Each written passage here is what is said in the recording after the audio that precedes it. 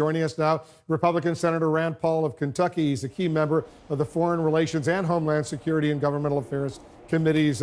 Senator, thanks so much for joining us. And let me get quickly to North Korea. What do you want President Trump to get out of this first historic meeting with the North Korean leader? You know, I don't think we should have expectations that are too high. I think dialogue alone is a success. We've never had dialogue from the head of our country to the head of their country. So this is a big step forward, just having dialogue. What we get out of it, I think denuclearization is obviously what we want. They've suspended testing. That's good. We've gotten some hostages back. That's good. So I think these are all good small steps forward. I think there's a possibility we could get the symbolic ending of the war from the 1950s between the North and the South. I think that is symbolic, but also would show a thawing in tensions. But I think ultimately what people want is that they would give up their nuclear ambition. That's a big ask. In order to get that, we'll have to have something very verifiable and would have to be over a period of time with inspections. So I'm not so sure we get that immediately, but I think the conversation is much better than having no conversation. If the North Koreans do what the U.S. wants, Secretary Pompeo is promising what he called unique security assurances for the North Koreans. So what concessions would you be comfortable with in terms of American military power in the region? For example, reducing the U.S. troop level, removing nuclear-capable submarines and bombers from the Korean Peninsula. Would you be comfortable with all of that? I think everything should be on the table, including removing our troops. But I would say that that would have to do with verifiable denuclearization, and that really, since it takes time to do some of these things and it takes time to believe that your adversary will actually do them, that I think that there should be a gradual lessening of tension, a gradual lessening of sanctions, a gradual lowering of troops. I think you could even have an international force. You could have Chinese troops as part of an international force that would be a stabilizing and reassuring presence. But the bottom line is you can't give everything up front. And so I think a good deal gives things gradually, and I wouldn't give any taxpayer money. I think the offer of economic assistance would be through trade and not through actually direct assistance, but through opening our trade to them.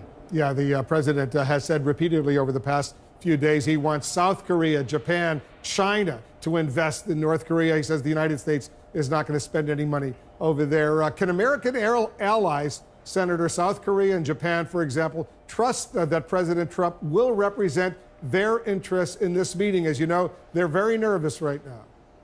I think ultimately any agreement has to be between North Korea and South Korea. I mean, we're part of the process because we were part of the war going back, 60 some odd years now. But ultimately, South Korea has to directly negotiate with North Korea. And I think what you've seen is South Korea is actually very open to negotiations. And in fact, in some ways, South Korea has been pushing it forward, by having meetings there in Korea. So no, I'm not of the belief that the U.S. will trample on South Korea's rights. I think ultimately only any real peace comes from an agreement between North Korea and South Korea. The president hasn't made any military threats going into the summit, as you know, but Senator Lindsey Graham, your colleague, he wants an authorization for the use of military force in case the talks fail. Do you think President Trump has taken the military option off the table, and would you vote for such an authorization for the use of military force? Absolutely not. Lindsey Graham is a danger to the country by even proposing ideas like authorizing war with Korea. My goodness. So that should be something that is seen as naive and seen as something that really serious people shouldn't even really be discussing. You're calling a fellow Republican senator a danger to the country. I want you to elaborate. Well, if you've watched over time, I think what you've seen from Lindsey Graham is basically a naive worldview where he believes that war is always the answer. And that also means that expenditures for war are always the answer. And so I think that's bankrupting us as a country. But it's also gotten us involved in dozens and dozens of war where it's not really clear what the American interest is in those wars.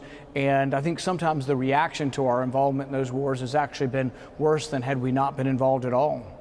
At the same time, President Trump is expressing great optimism about his personal relationship that's going to unfold with Kim Jong-un, and he's calling the Canadian Prime Minister Justin Trudeau, quote, very dishonest and weak. You heard his advisors, Peter Navarro, for example, say there's a special place in hell for Trudeau, and Larry Kudlow's economic advisor saying Trudeau stabbed the president in the back. Do you believe those types of personal attacks advance U.S. interests?